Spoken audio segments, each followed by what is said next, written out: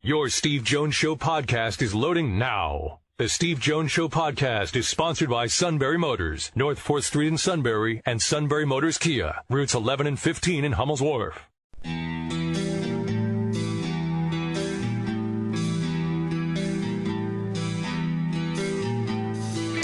Sports talk where your voice counts. This is the Steve Jones Show on News Radio 1070 WKOK. Now, from the Sunbury Motors studio, here's Steve Jones. Sunbury Motors, 4th Street in Sunbury. Sunbury Motors Kia, routes 11 and 15 in Hummel's Wharf. James Franklin at his press conference earlier today. Late signing period. It's come and gone.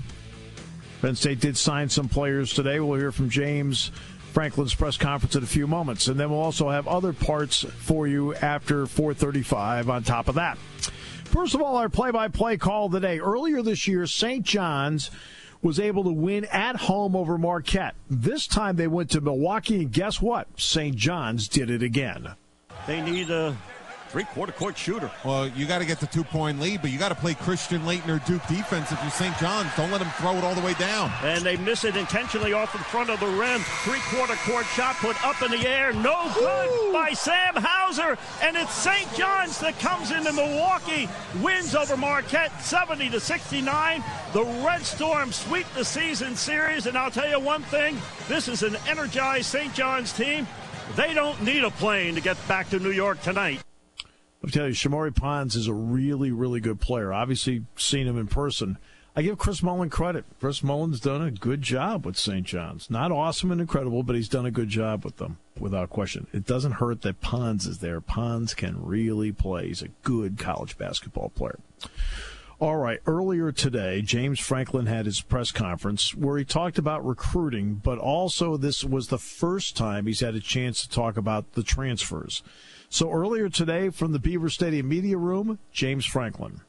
James, with the number of transfers that you have, is that a cause for concern or more a sign of the times? Yeah, I think that's a great question. And I think the point that you made at the end is how we're looking at it. It's changed. College athletics has changed. College football has changed. There's been a lot of rule changes in the last 5 years that have impacted college football.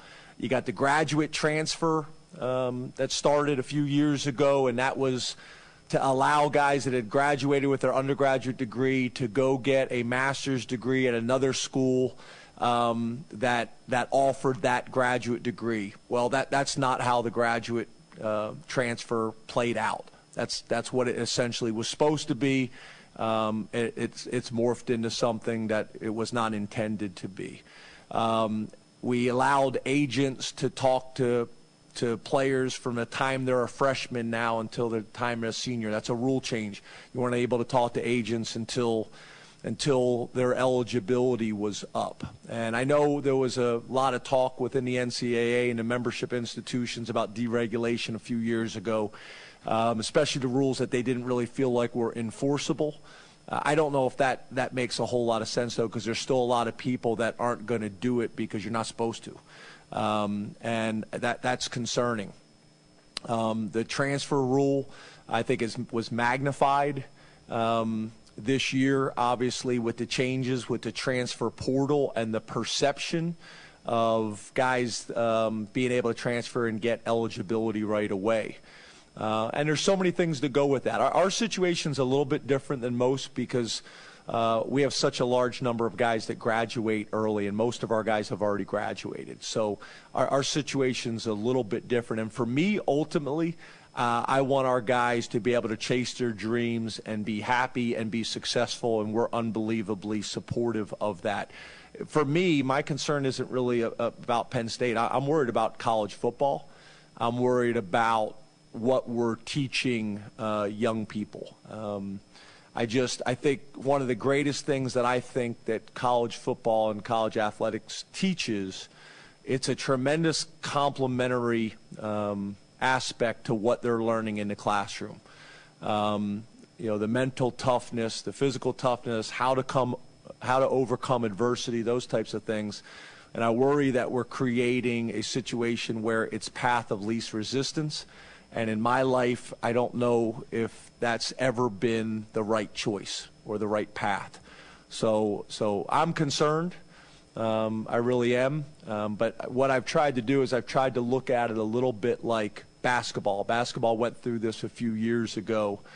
And there's some specific programs that I've thought of and I've studied, but I won't get into the specific programs. But I look at basketball, and some programs struggled with the new basketball rules, the one and done, and they struggled with and they fought it for a while, and those programs struggled. They didn't evolve, they did not grow, they did not adapt to the new environment.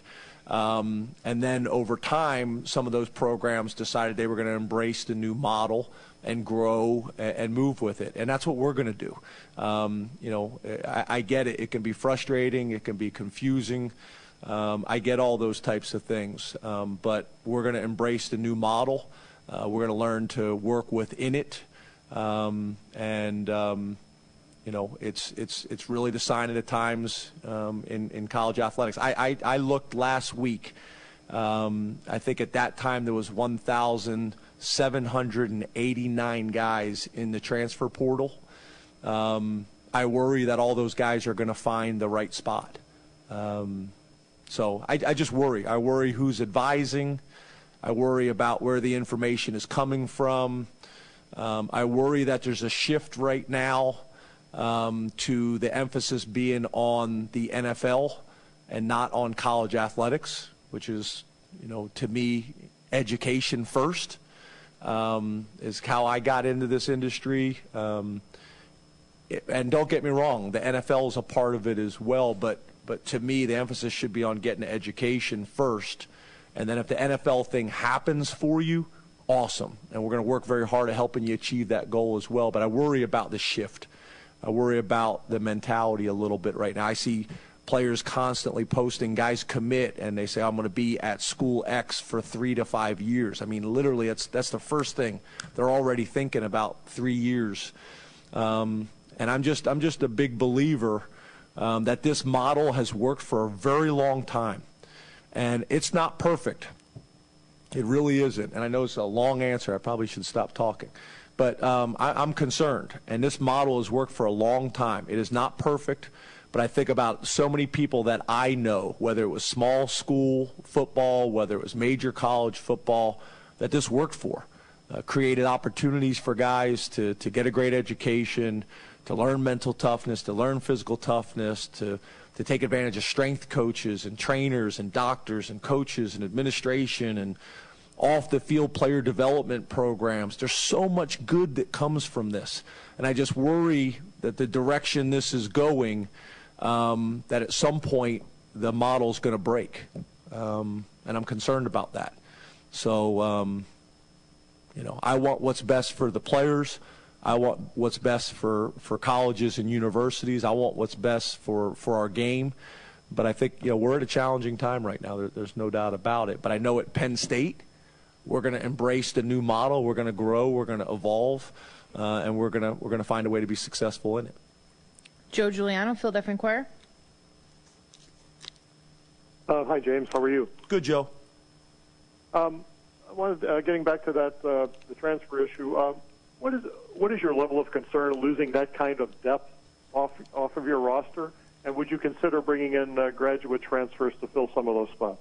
Yeah, I think that's what's happening all over the country. Is you're losing graduate transfers, you're losing guys to the portal, and you're going to have to approach and take transfers from other schools. That's the situation that a lot of programs in the country are in right now. So I think you're going to have to look at it from both perspectives. Hey, James, how you doing? Good, Mark. You got a haircut. Yeah, I did. Nice. Thank you. Hey, how are you handling the situation with these kids who are transferring but are still in school? Are they still members of the team? Are they working out with guys? It seems like that would be an interesting dynamic. Yeah, and that's all the things that go along with this that are tricky, and the NCAA's left it a little bit gray, so each school can kind of handle it how they want to. I also think this is something that at the beginning of the year, the compliance directors across the country went up and said, here's this new rule, and then kind of left it at that and didn't get into great detail. And same thing with coaches, and each school's handling it different. So you may have a policy that you're going to cut the scholarship at the end of the semester and that they're moving out of the locker room and those types of things, but then another school's treating it differently. And then the players will come and say, well, this school's doing it this way, and another school's doing it different. So it's challenging. I think obviously there's going to come a point this year, because it's new to everybody, that it's kind of a work in progress and it's kind of fluid. But I do think there's going to come a point where we're going to have to sit down and say, this is how we're handling it moving forward. It's not new anymore. There's no gray area, and this is how we're going to have to do it. That takes what's in the player's best interest into account, but also gives you a chance to manage your own roster and understand how we're going to handle it here at Penn State. James, where do you see Daquan Hardy fitting in on your roster at this point, and what led to him getting an offer so late in the process?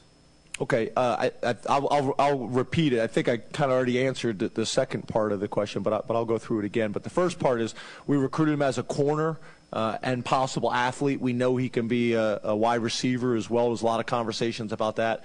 We know he can be a return man. We know he can be a special teams guy. But it really came down to taking Daquan to what I had mentioned earlier is we had documented times from our camp from 2 years ago on him that ran 4.4, and then it was evaluating his senior tape. He had a dominant senior year. I want to say over 25 touchdowns. I want to say over 10 interceptions. I want to say 5 touchdowns in the state championship game. And I think what happens sometimes with coaches, you get so caught up in the eyeball test and measurements. You know, Daquan's not a big, imposing guy at this point of his career, but if you put the tape on and watch his production, he had as good of a senior year as anybody in the country. That combined with the fact that we had documented times on him and knew he ran 4.4, that we said, hey, we got a kid in our state who's a unbelievably productive football player and is a winner. That this is the type of guy that you know, really this is what it's supposed to be about. You're going to have guys that you get involved with early on and get them on board. There's guys going to be in the middle, and there's guys going to be late. I think, you know, Christian Campbell, I think you guys remember Christian Campbell and Torrance Brown were two guys that we offered before the night before, you know, signing day, and both had really good careers here. You know, one is, you know, is bouncing around the NFL right now, and one had a great career for us before it was cut short with some injuries. So, you know, there's a lot of paths of how you get, you know, to a certain place. That's in recruiting. That's you know, in relationships. That's with jobs. You know, I remember you know, interviewing for my first head coaching position, and you know, that thing took a lot of turns, but it worked out the way it was supposed to work out. You know, so you know, that's life. Hey, James, you guys, since we last talked, obviously parted ways with David Corley. How difficult was it for you to come to that decision, and also going along that with Coach Parker coming in? What do you think are some of his kind of best attributes, and how did you identify him?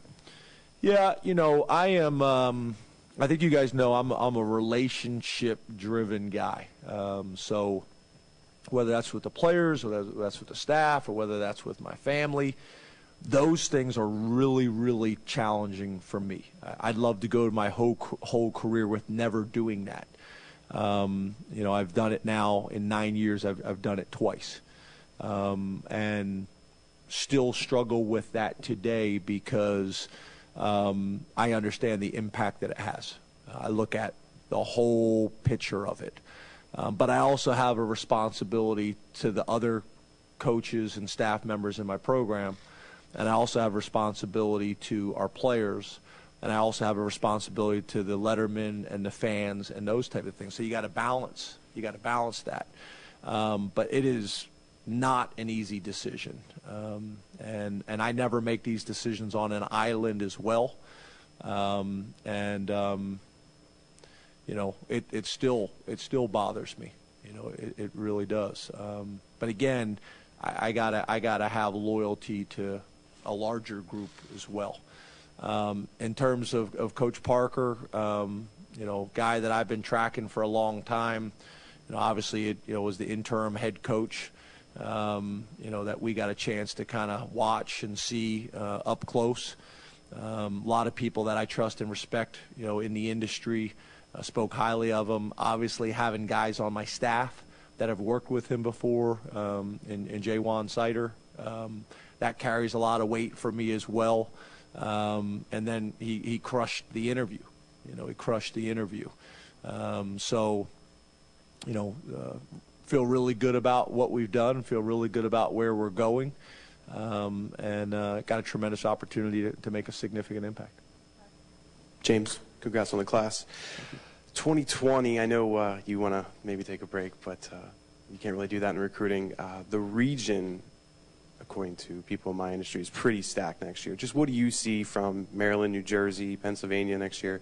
Is it comparable to recent years? Is it a little bit better? People think it's going to be one of the better, classes in the region. Yeah, I think that's a good point, because you look at recruiting class rankings, and you look at where the schools are that typically recruit at the highest level, and how many players they have within their own state, how many players they have within their own region. That factors in. And over the last couple of years, we've had some challenges there. So being able to adapt and grow, I think is really important. But I do think the region is really strong.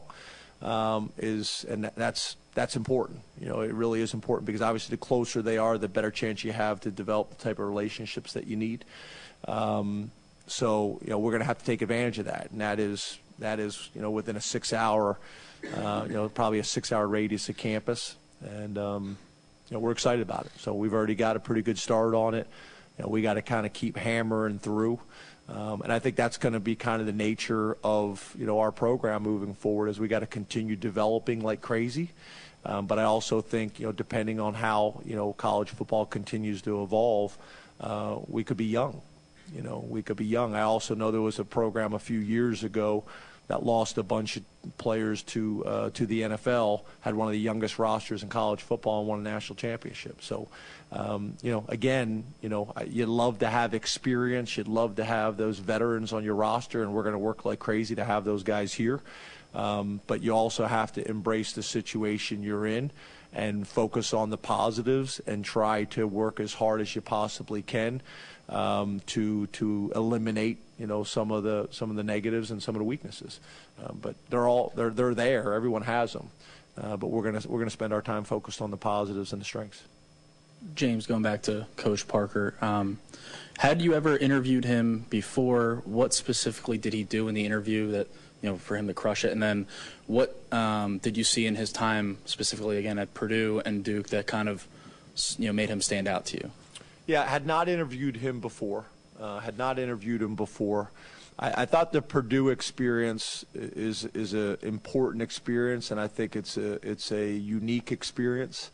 I think as an assistant coach, everybody kind of sits there and thinks they understand what it's like to be the head coach until you're actually sitting in the chair. So having that perspective of having some guys on the staff that have been head coaches before, having some guys on the staff that maybe have filled that role in, like he did as an interim, I think it gives them some pretty good perspective. And we saw a team that day that played really hard and played with great passion. And from what I understand from the people I talked to, that's why he got the job.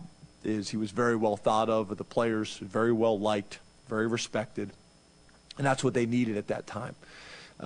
So all the people that I've talked to and all the background checks that I've done, that's what's come up on him. And then during the interview, it's a guy that comes in and has a presence, and then has command of the room, and then a guy that obviously has the detailed and specific understanding of the fundamentals and the techniques that are going to allow our guys to be successful at the very highest level. On top of that, you're talking about a guy that's going to be able to build confidence. The fact that he played the position, I think, helps. It's not mandatory, but I do think it helps. It really does. So I think all those things, understanding scheme, and how your position fits into that scheme. I don't know if I mentioned this to you guys before, but we lose Saquon Barkley, and we actually rushed for more yards per game and more yards per carry last year, but we dropped significantly in the passing game. We didn't make the plays that we'd been making, and we dropped too many balls. And there's a lot of factors that go into that. Not one. There's not one responsibility or answer for that. There's a number of them. So I'm looking at it as a great opportunity. I know he's looking at it as a great opportunity. And we got some talented guys that we're excited to see what they're going to be able to do this spring, and going into the summer.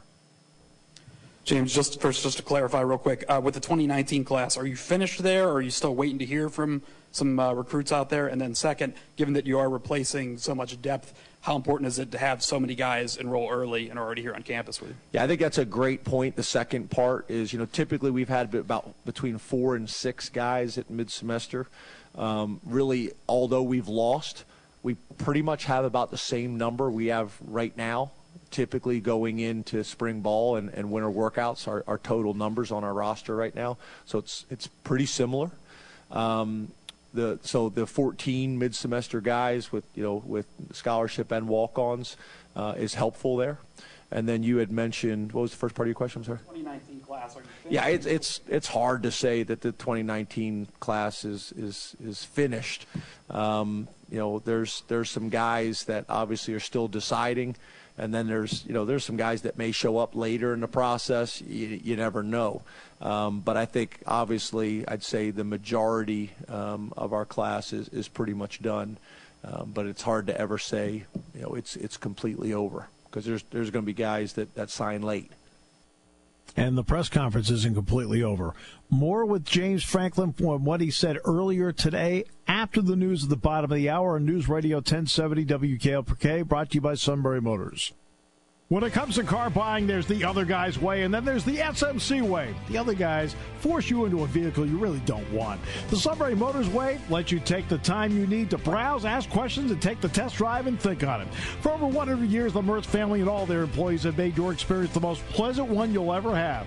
The other guys won't offer you the best price for your trade, no matter how much they say they will. The SMC way is their promise to provide you with the most money the market shows your vehicle is worth.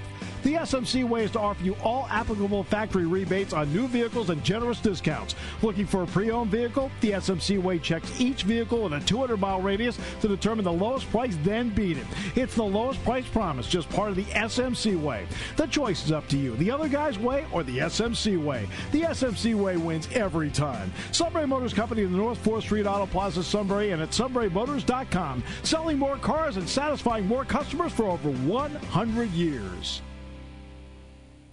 Taking your calls at 800-795-9565. This is the Steve Jones Show on News Radio 1070 WKOK. Now from the Sunbury Motors Studio, here's Steve Jones. Sunbury Motors, 4th Street in Sunbury. Sunbury Motors Kia, routes 11 and 15 in Hummel's Wharf. Penn State, very strong December in the early signing period where they had 19 signees. Today they added a few more to that. It ends up being a top 10 class by most recruiting services. And now we'll see how it plays out. You will always get those who will lament those who have been lost. As you know, I never look at it that way. I lock in on who you have. I never lock in on who you lost. Can't do anything about that. You lock in on who you have and what you can do with it. Sitting there for 4 years or 3 years or 5 years and worrying about, I wish they saw this guy. I wish they had. What is that good? What does that do? I think they did a heck of a job. This is a really, really good class. Really good class. And 11 of them among the signees. They have 14 early entries that are out there now. And they've started their winter conditioning this week with the coaches available to watch, which they did the other day, except they moved it to the afternoon, which is interesting. That's better for me. I didn't really feel like getting up at 4:30, but I've done it before. But you got 14 early entries. 11 of those 14 happen to be guys that signed.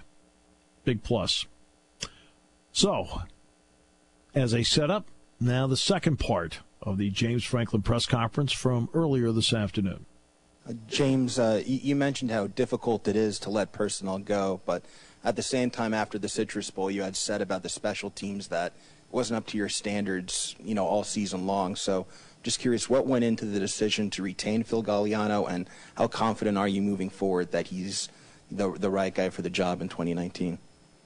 Again, I have tremendous confidence in all of our coaches, based on their experience, based on their background. And for me, I don't make decisions just based on one area. It's a body of work. It's how are they with the players. It's how are they, in terms of the staff. It's in terms of development of the individual players. It's in development of the scheme. It's in production on game day. It's in organization in practice.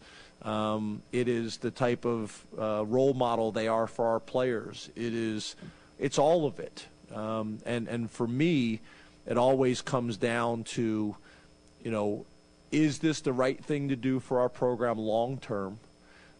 And is the investment that we're making, are we going to get a return on that investment? And how long are we going to have to wait for that return on that investment?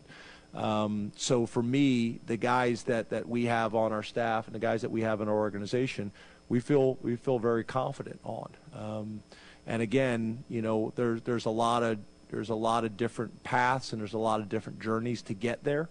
Some guys, guys are going to walk in and there's going to be immediate impact, and some guys it's going to take a little bit more time.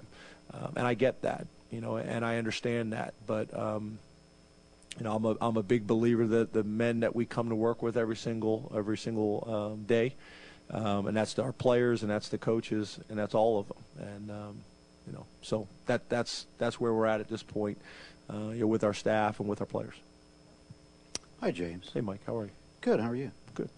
Tommy Stevens' status, what is it? And he's had a lot of challenges the past year. How has that impacted his development?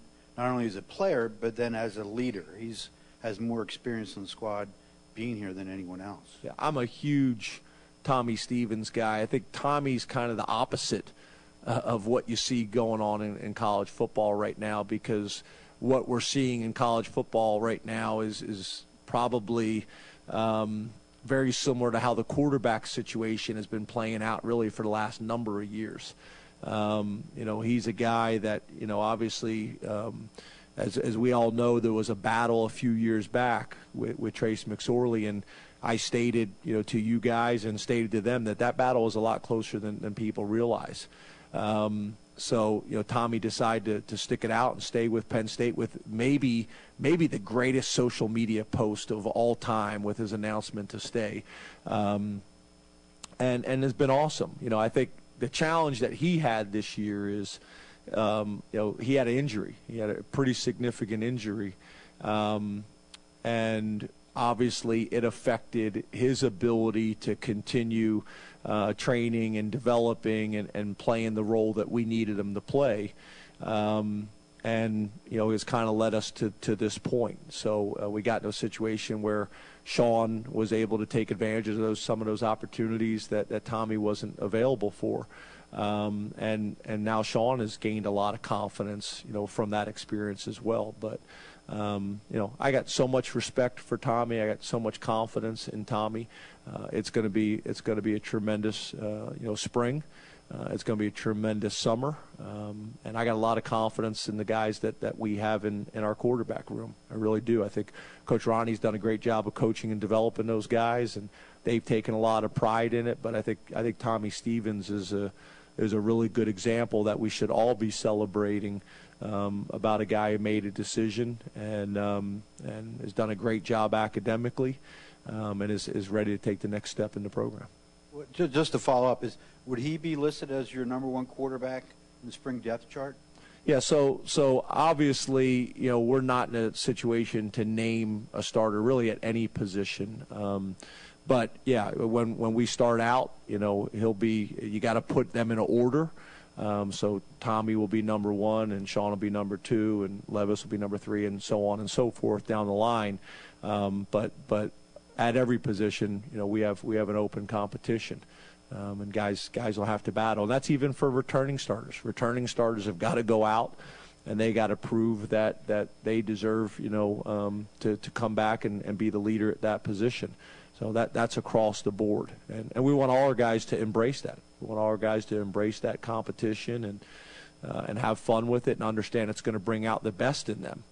It really and truly is. So it's going to be a really good spring. Hey James, I wanted to go back to Joseph Darkwa, if that's okay. 4 weeks ago, I think he got his offer. 4 weeks isn't a lot of time to recruit anybody. When they're across the ocean, I have to imagine that's logistically insane. Did you make the trip across the Atlantic, and have you done that before? And can you kind of take us inside of that month that convinced him to invest his future in Happy Valley? Yep. Yeah, so we had been recruiting him longer than that, but the offer, you're exactly right, the timing is right.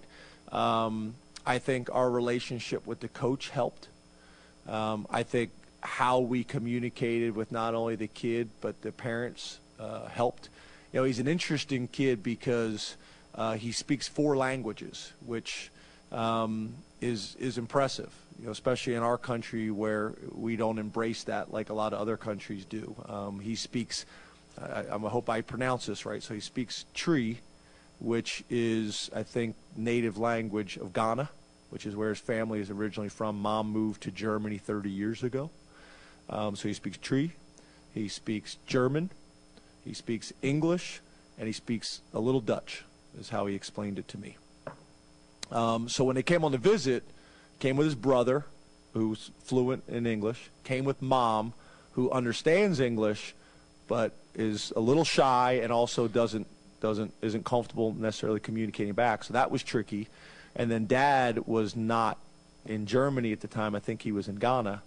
So then we were trying to go see Dad because he was the one guy we hadn't saw, but he was in Ghana, and that's a whole nother type of trip. So we actually never went. We plan on going out this spring, but we just couldn't make it work at the end with the other things that we had to do. But obviously the way technology is now with FaceTime and all those things, it really helped. But no, we'd not been out there. There was Terry, I don't know if you guys know, but Terry's like the world traveler. So every off season he goes on some unbelievable trip with his family. I think last year they went to Africa. Yeah, he's been everywhere. I mean, literally, they go on some unbelievable trip. They're going somewhere this summer too. He was just telling me the other day. So you can imagine Terry was like, "I'll go," but he wanted to go for 2.5 weeks, and bring his wife and his kids and those types of things. But no, I can't really say that any part of recruiting him was your usual situation. It's very different, but I do think the way if you look at this program, it is growing. I mean, it's amazing how many guys have signed out of this program in the last couple of years. So I could see this becoming more and more of an emphasis. I think the only thing I've done is Canada, and the way the NCAA rules are, they're tricky. So, for example, when we recruited Sutherland was going to boarding school in Northern Virginia at Episcopal, if I remember correctly.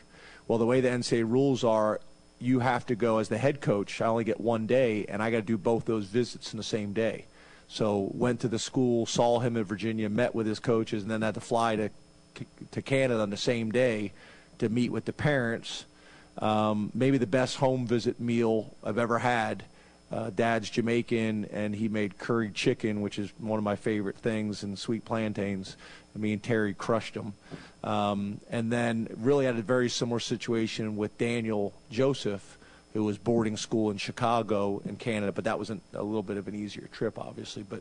But I think that's the extent of my type of travel that I needed a passport for. We have time for 2 more.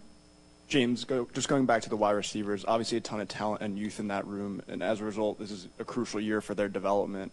So with Coach Parker's hire, where do you want to see the most improvement, aside from obviously eliminating drops? Yeah, I think it's overall skill development and confidence. I think that position is a really good example of kind of what we're working through right now. is you got really talented guys. You got KJ Hamler has done some fantastic things.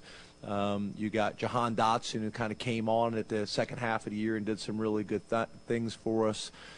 You got Cam Sullivan-Brown. You got Justin Shorter. You got Mac Hippenhammer. You got a bunch of young, exciting guys that are coming on, and then we got some other guys in the program too that we're excited about. So it's going to be interesting. And then the two freshmen coming in, as well as some of the walk-ons being able to earn some opportunities. I think Lutz is an interesting guy. I think Chisena is an interesting guy. Chisena is a guy that we recruited. In some ways, that he went his senior year, he ends up winning the state 100-meter, and then all of a sudden the track program steals him from us. Just kidding. But goes and runs track for a couple years and then comes back to us. Big guy who can flat out run 4.3 guys. So there's some interesting storylines there. And I know Coach is interested in working with those guys. I think you also know, you guys have heard me talk about kind of the further away from the ball you are, the easier it is to get on the field earlier. So, a bunch of those young guys are going to have a tremendous opportunity to step up and make some significant moves. Daniel George is obviously the other guy.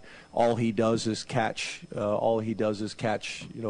Beaver Stadium record touchdowns.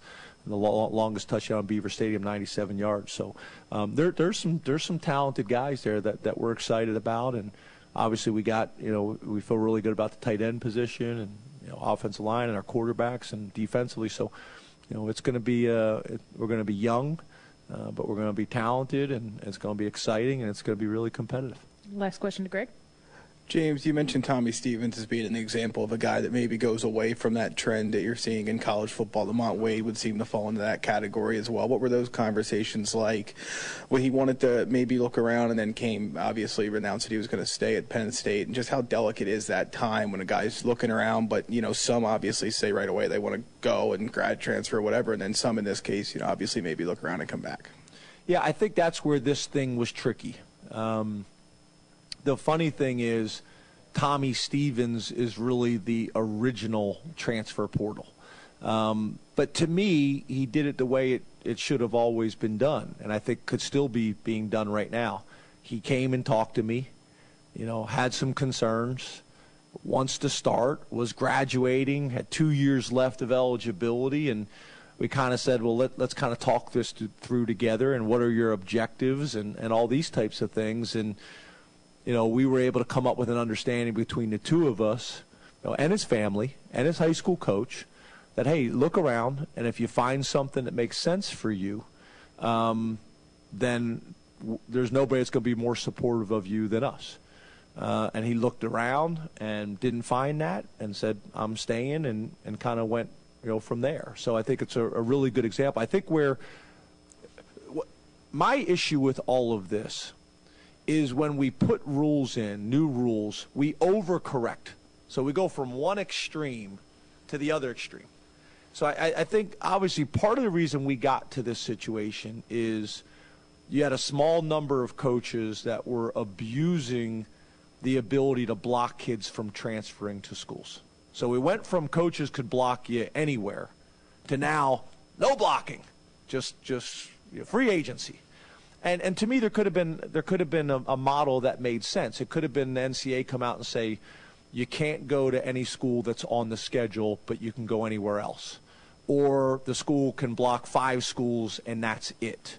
But we went from one extreme where the coach could block anything to the other extreme where you can't block any. And I think that's the problem that I see with the NCAA and the member institutions sometimes, is we overcorrect. I think we saw that at Penn State. We overcorrected some things. So I think that's a challenge. That's a challenge. And to me, there was a model that could have been a sweet spot in between the two of these that we're not in a situation we are right now, if that makes sense. Lamont, Lamont was a little bit like that. Lamont came and talked, but now the challenge is you go into the transfer portal, it becomes public. Tommy's situation never really became public. Lamont's situation becomes public. There's a lot of voices. There's a lot of noise. The good thing is, back to the recruiting process, had a really strong relationship with mom and dad. Lamont's a year away from graduating. This doesn't make sense. This doesn't make sense. So kind of be able to talk it through. He's able to look around.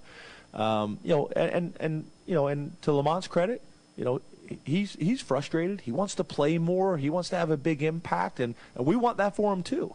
So it's talking through all these things. And to me, that's what it really should be about. It shouldn't be about the NCAA coming in and telling you how to do things and overcorrect. It should be the head football coach, the AD, the parents, the kid, all sitting down and saying, look, let's do what's right. Let's do what's right for Lamont. Let's do what's right for Penn State. Let's do what's right for college football and come up with some solutions. So that's kind of how that played out, But it's a tricky deal. It is a tricky deal. It's a tricky conversation. And I have some concerns right now, about where this is all heading. And does it get to the point where you can't really make anybody happy because one group wants this and the other group wants something else? And does this model just blow up at some point?